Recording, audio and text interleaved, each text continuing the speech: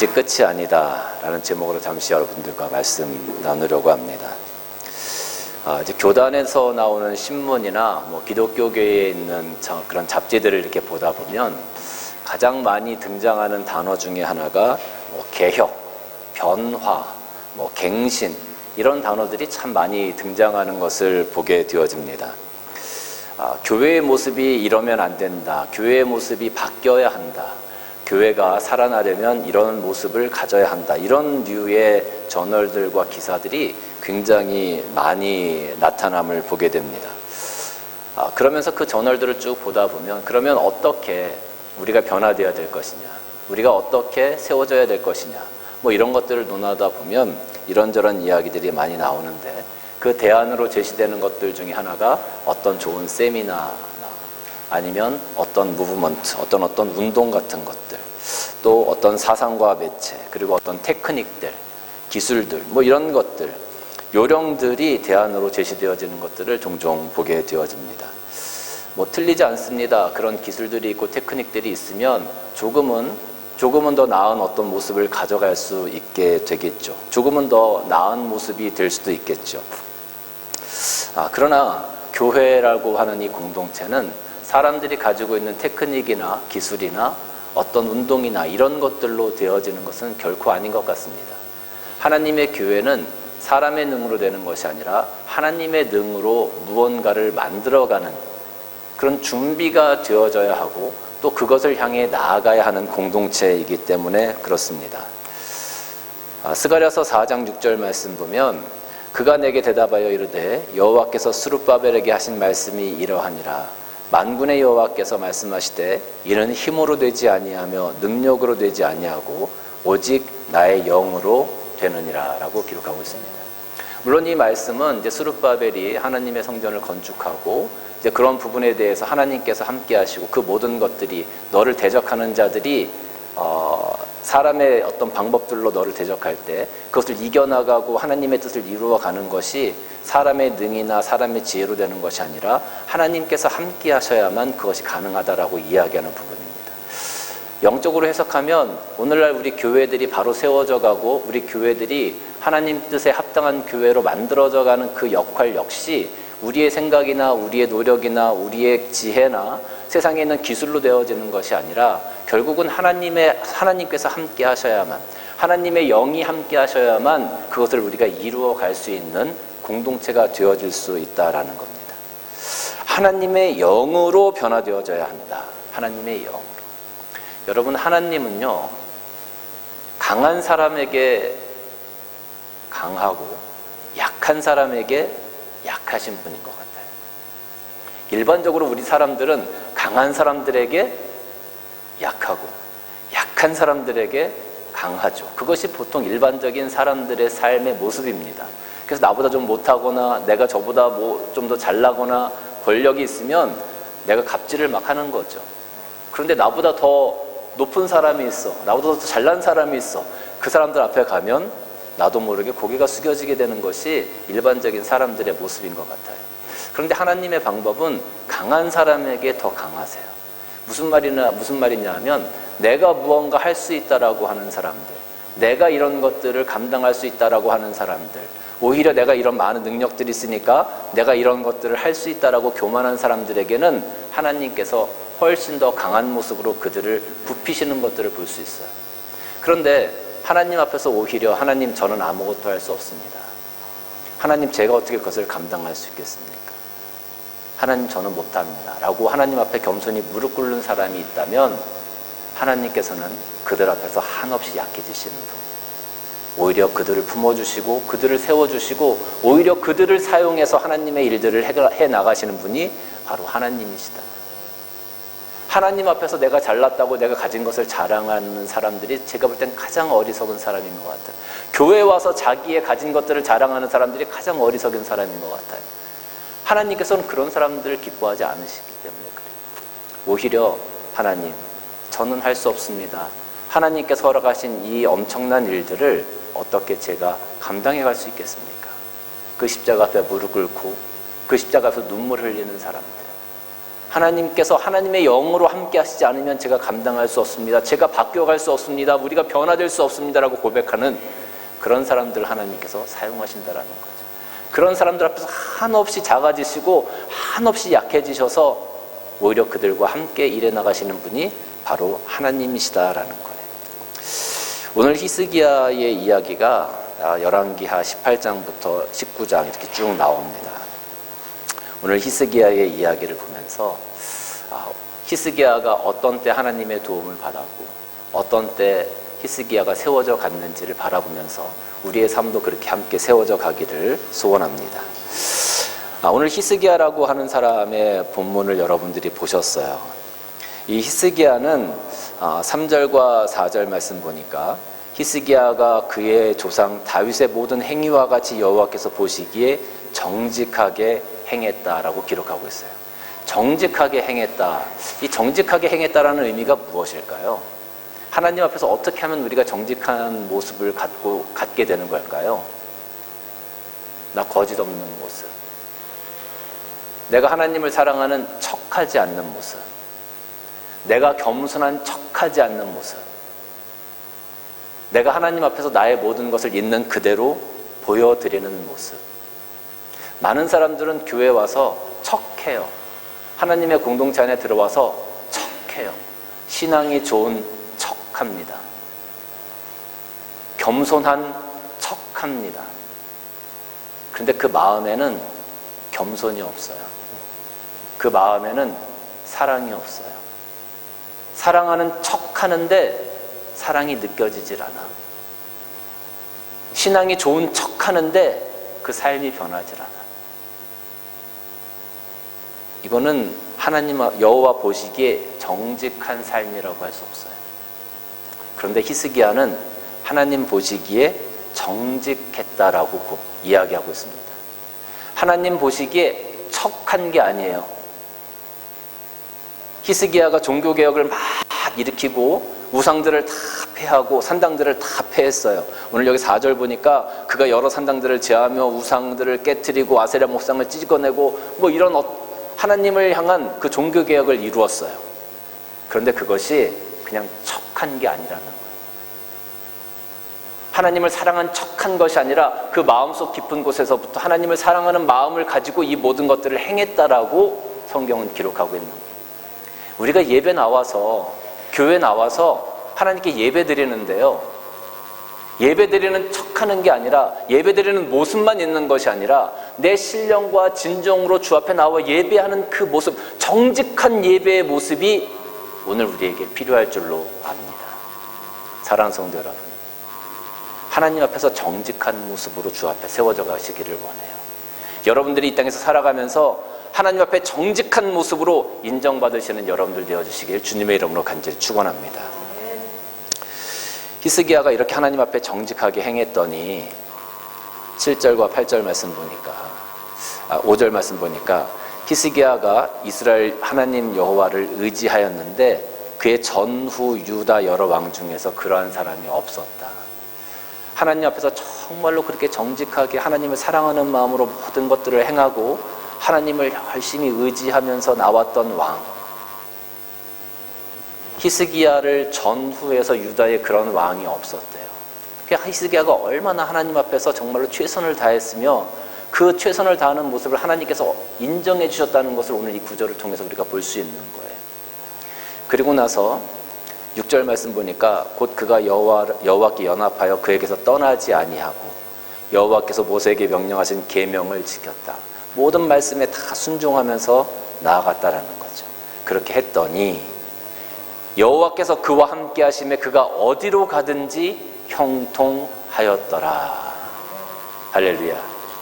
여러분, 우리가 하나님 앞에서 정직한 모습을 가지고 하나님을 의지하면서 하나님 앞에 최선의 모습을 다했더니 하나님께서 그가 어디로 가든지 형통케 하셨더라. 이 형통한 삶이 여러분의 삶이 되어주시기를 주님의 이름으로 간절히 축원합니다. 히스기야는 정말로 하나님 앞에 최선을 다했던 왕이었던 것 같아요. 하나님께서 흠잡을 데가 없었던 왕이었던 것 같아요. 그래서 7절과 8절 말씀을 계속 보면 저가 아수르 왕을 배반하고 섬기지 아니했고 그가 블레셋 사람들을 쳐서 이제 그 주변 지역을 정리하기 시작한 거예요. 하나님께서 강성하게 하시니까 그 주변 지역에 있던 블레셋 성들을 쳐서 점령하고 그가 점점 세력이 확장되어져 가기 시작합니다. 그런데 이때쯤 되었을 때 이스라엘이 두 구역으로 나뉘어져 있었잖아요. 우리 한국이 지금 북과 남으로 나뉘어져 있는 것처럼 이스라엘도 그렇게 나뉘어져 있었거든요. 근데 북이스라엘, 유다 히스기야가 다스렸던 지역 말고 북이스라엘 쪽에 왕이 또 하나 있었어요. 히스기야 왕 제4년, 곧 이스라엘 왕 엘라의 아들 호세아 제7년에 호세아라는 왕이 그 북이스라엘에 있었는데 아수르 왕이 공격을 해온 거예요. 그래서 제9년에 사마리아가 함락되었어요. 그런데 함락되어진 그 이유가 뭐냐면 12절 말씀 보니까 이는 그들이 하나님 여호와의 말씀을 듣지 아니하고 그의 언약과 여호와의 종 모세가 명령한 모든 것을 따르지 아니하였음이라라고 기록하고 있어요. 그러니까 유다 왕 히스기야는 하나님 앞에 정직하게 행했고 하나님을 의지했고 하나님께서 인정하실 만한 믿음을 가지고 최선을 다했을 때 유다 왕 히스기야를 하나님께서 형통케 하셨어요. 그래서 그 나라의 지경이 점점 넓어져 가고 점점 강대하게 되어졌어요.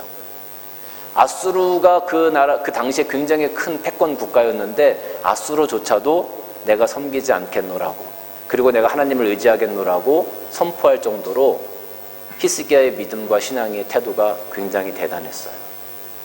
그런데 그 북이스라엘에 있던 호세아는 하나님을 의지하지 않았다고 그러죠. 하나님 말씀 듣지 않고 언약도 듣지 않고 자기 생각에 빠져서 우상을 섬기고 하나님 말씀을 떠나서 섬기고 사람을 의지하고 주변 국가를 의지하고 했었던 그런 모습들 때문에 하나님께서 그 북이스라엘을 징계하셨어요. 그래서 북이스라엘이 망하게 되어지게 된 것이죠. 하나님을 잘 섬기면 히스기야처럼 승승장구하고 하나님을 잘 못 섬기면 북이스라엘 호세아처럼 망하게 되어진다. 우리가 일반적으로 그런 신앙의 모습을 가지고 있습니다. 그리고 그것이 틀린 것은 아닙니다. 하나님께서 지키시고 하나님 앞에 우리가 최선을 다할 때 하나님께서 우리의 삶을 책임지시고 형통케 하시는 것은 성경 곳곳을 보아도 그런 모습들이 나타나게 되어집니다. 그런데 13절 말씀으로 가면 어떤 이야기가 나오냐면 히스기야 왕이 13년까지는 괜찮았었던 것 같아요. 근데 14년이 되었을 때 아수르 왕 산헤립이 올라와서 유다 성읍을 공격하기 시작합니다. 그때 그 고고학자들이 이야기하는 것들을 들으면 그때 성읍이 뭐 한 30개, 40개 정도를 빼앗겼다고 이야기를 해요. 14절부터 말씀을 보면 이렇게 기록이 되어져 있어요. 유다 왕 히스기야가 라기스로 사람을 보내어 아수르 왕에게 이르되 내가 범죄하였나이다. 나를 떠나 돌아가소서.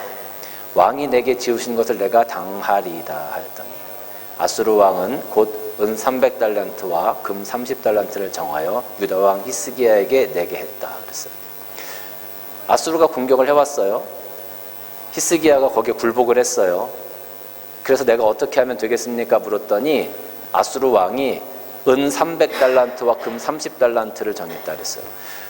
은 300달란트와 금 30달란트가 오늘날로 얘기하면 진짜 몇 조에 해당하는 그런 어떤 액수 같아요. 엄청난 액수예요. 근데 은금을 나라에 있는 것들을 다 끌어 모았는데도 그게 부족한 거예요. 그래서 히스기야가 어떻게 했냐 하면 히스기야가 이에 여호와의 성전과 왕군 곳간에 있는 은을 다 주었고 또 그때 유다 왕 히스기야가 여호와의 성전의 성전 문의 금과 자기가 모든 기둥에 입힌 금을 벗겨서 모두 아수르 왕에게 주었다. 하나님의 성전을 금으로 너무 이렇게 화려하고 아름답게 장식을 했어요. 왜냐하면 하나님께서 계신 곳이니까. 이스라엘 백성들은 그 성전이 자신들의 모든 것이었잖아요. 성전은 결코 무너지지 않고 성전은 하나님이 계시는 곳이니까 가장 거룩하고 가장 화려한 것으로 꾸몄어요. 그래서 금으로 모든 것들을 칠하를 한 거죠.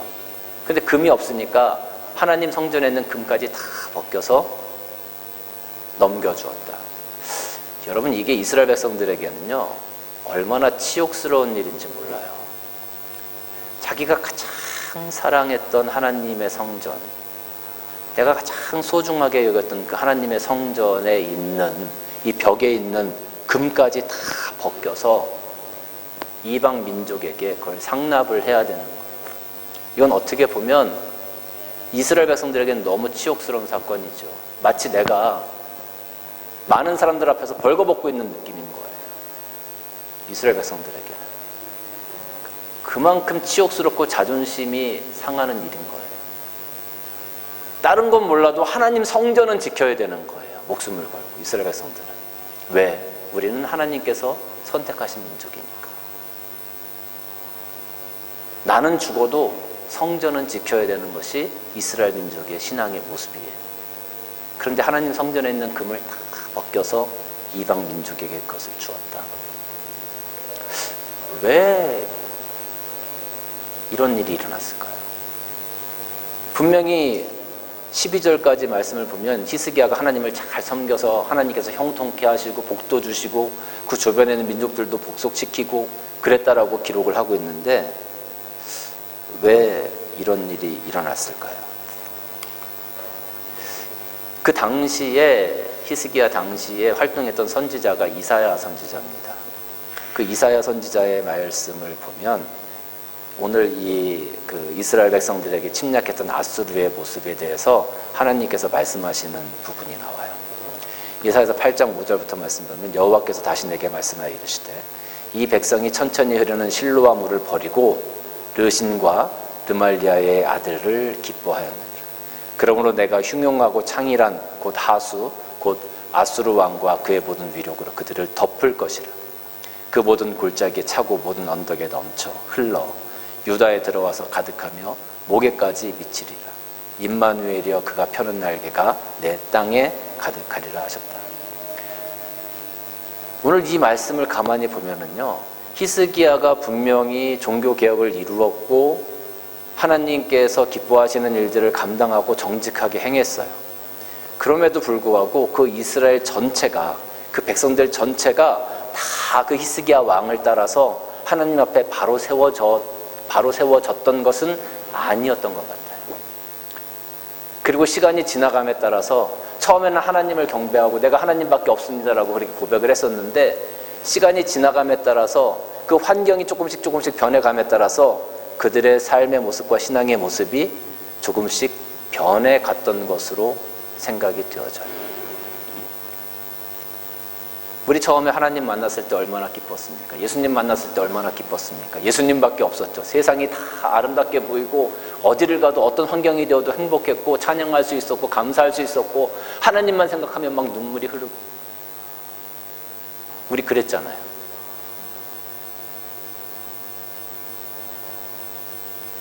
그리고 몇 년이 흘렀습니다. 지금도 그러십니까? 히스기야 왕의 시대도 그랬던 것 같아요. 처음에는 하나님을 향한 열심이 있었고 모든 백성들이 히스기야 왕이 행하는 그 모든 것들을 따라갔었던 것 같아요. 그런데 시간이 지나니까 그 신앙이 식어지기 시작했습니다.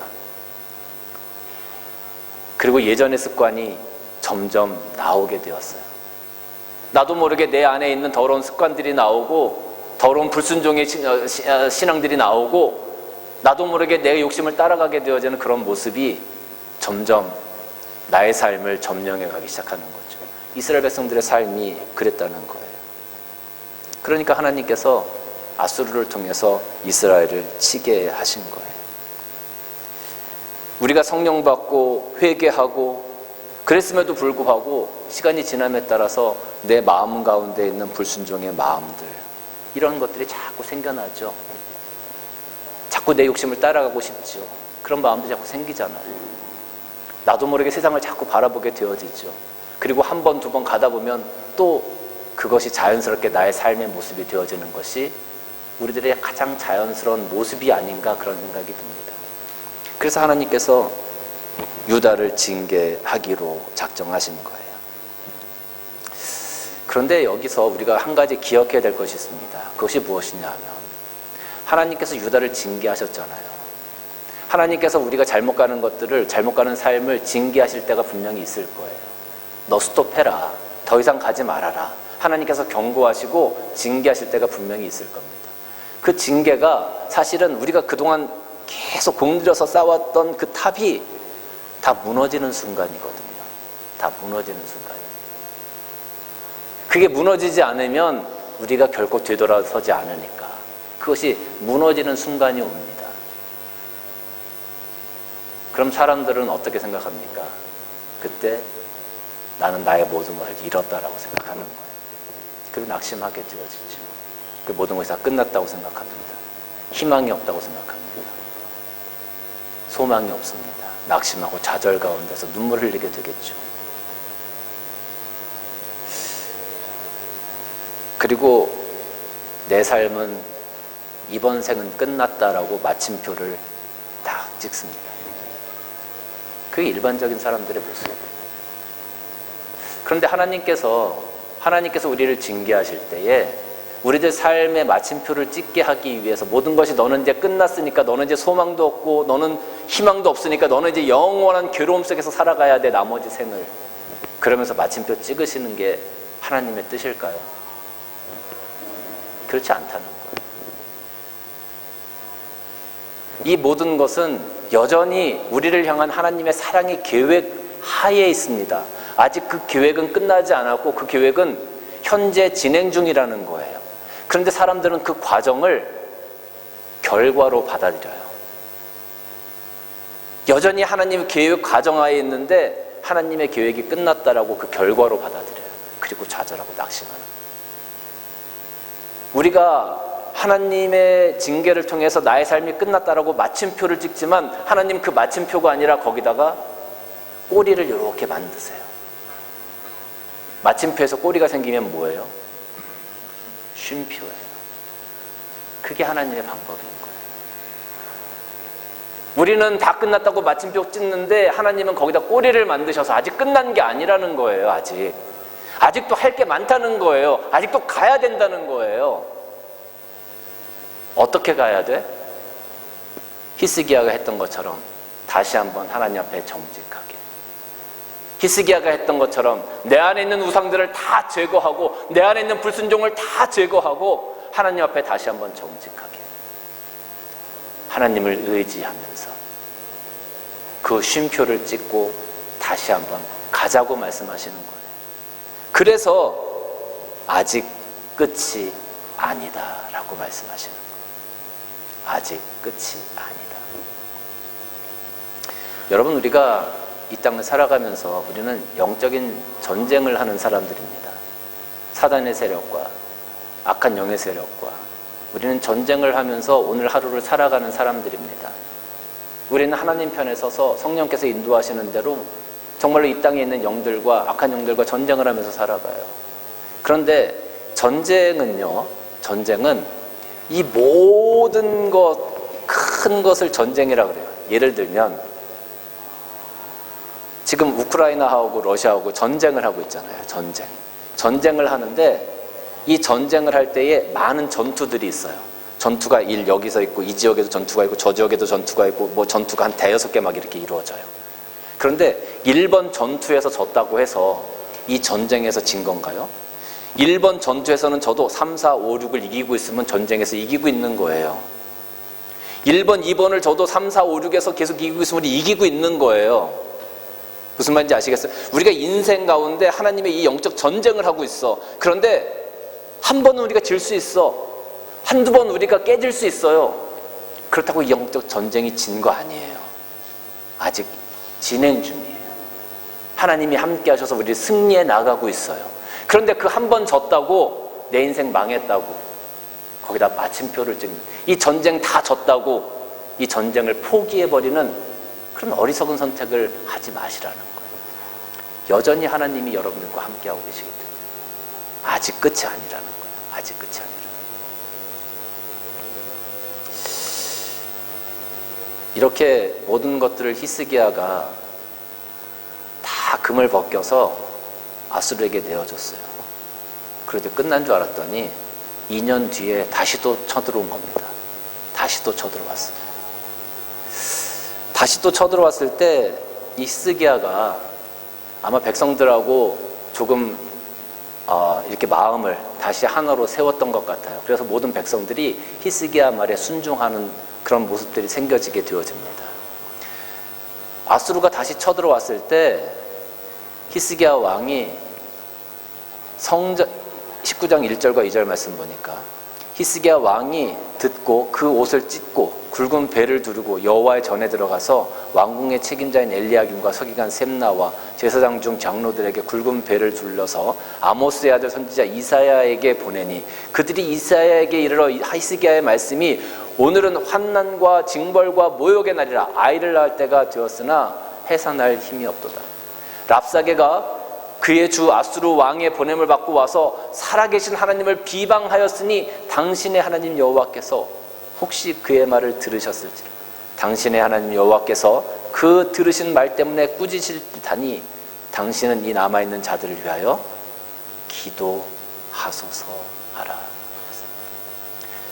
두 번째로 쳐들어와서 이 아수르에 있는 이 랍사게가 뭐라고 했냐면, 야, 내가 너희들한테 말 2,000마리 줄 테니까 너희들 중에 이 말 2,000마리 타고 우리한테 나올 수 있는 용사 있으면 데리고 와봐.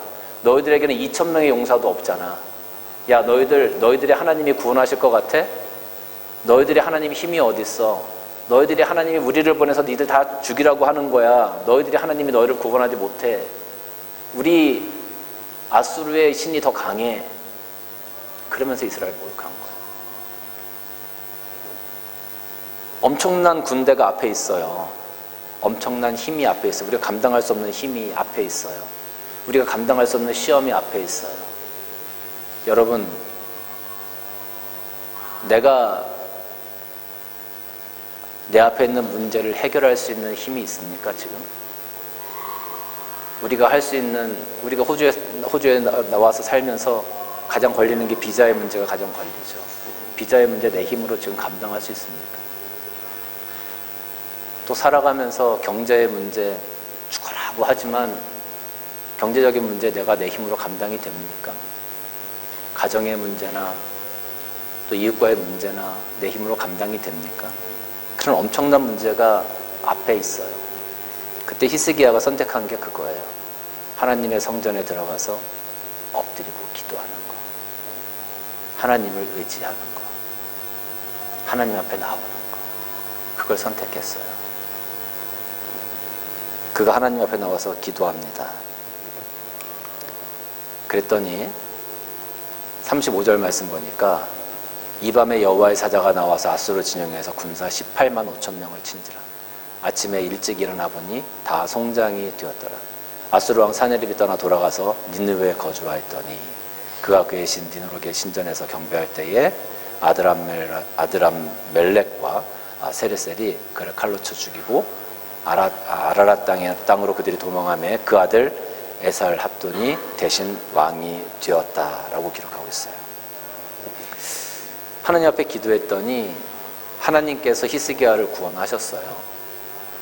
히스기야가 잠시 타성에 젖어서 하나님 앞에 정직하게 행하지 못했을 수 있어요. 순간순간 우리도 하나님 앞에서 죄 지을 수도 있을 것 같아요. 그런데 그게 끝이 아니라는 거죠. 우리가 바라보고 나아가야 하는 저 끝, 거기에는 하나님께서 그어놓으신 천국의 결승선이 있다는 것을 우리는 기억해야 합니다. 그 선에 이르는, 그 목표점까지 이르는 그 순간까지 아직 끝난 게 아니에요. 때로는 우리가 힘들고 좌절할 수 있어요. 근데 끝이 아니에요. 힘내셔야 합니다. 여러분이 이 전쟁을 할 때 한 번 전투에서 질 수 있어요. 한두 번 질 수 있어요. 아니 3번, 4번, 5번 질 수도 있어. 근데 마지막 전투가 아직 남아있어요. 그래서 우리 힘내야 되는 겁니다. 그 마지막 전투를 이기면 이 전쟁에서 이길 수 있어. 이 전쟁을 끝낼 수 있어. 지금까지 계속 졌다 할지라도 이 마지막 전투만 이기면 이 전쟁에서 이길 수 있어. 그래서 오늘 우리가 힘내야 되는 겁니다. 그래서 오늘 우리가 하나님을 의지해야 하는 겁니다. 그래서 하나님 오늘 우리를 도와주십시오라고 간구해야 하는 겁니다.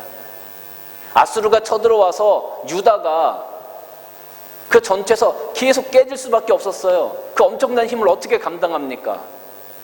그런데 마지막에 하나님께서 그 전쟁을 이기게 하셨어요. 하나님을 의지하고 하나님 앞에 무릎 꿇었더니 하나님께서 이기게 하셨어요. 사랑하는 성도 여러분, 예수님께서 겟세마네 기도에서 겟세마네 동산에 올라가서 기도하셨어요. 예수님께서 겟세마네 동산에서 기도하실 때 예수님께서 기쁘셨을까요? 즐거우셨을까요? 힘드셨을까요?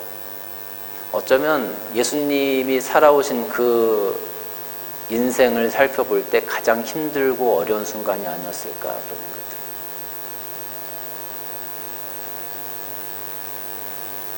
그리고 예수님이 십자가에 달려 돌아가셨어요. 모든 사람이 마침표라고 생각했습니다. 그래서 제자들도 도망간 거예요. 모든 것이 끝났다. 그런데 그것은 아직 하나님의 계획 하에 있었어요. 마침표가 아니고 쉼표였어요. 정말로 힘들고 어려운 순간이었고 놓고 싶은 심정이었고 내려놓고 싶었던 그런 순간이었지만 그 순간에 계신 예수님 하나님만 바라보고 하나님만 의지했어요. 그리고 그 어려운 순간들을 지나가셨어요. 그때 하나님께서 예수님을 살리시고 부활시키시고 승천하게 하셔서 하나님 우편에 앉게 하시는 겁니다. 그게 끝인 겁니다. 그게 하나님께서 우리에게 주시는 영광의 결말입니다. 사랑하는 성도 여러분, 힘들고 어려운 삶을 살아가시는 그 순간에도 여러분 이렇게 말씀하십시오. 아직 끝이 아니다. 아직 끝이 아니다. 하나님께서 여러분과 함께 하셔서 그 영광의 결승선을 통과하시는 그날까지 승리하시는 여러분 되시길 주님의 이름으로 간절히 축원합니다. 찬송 한 장 하겠습니다.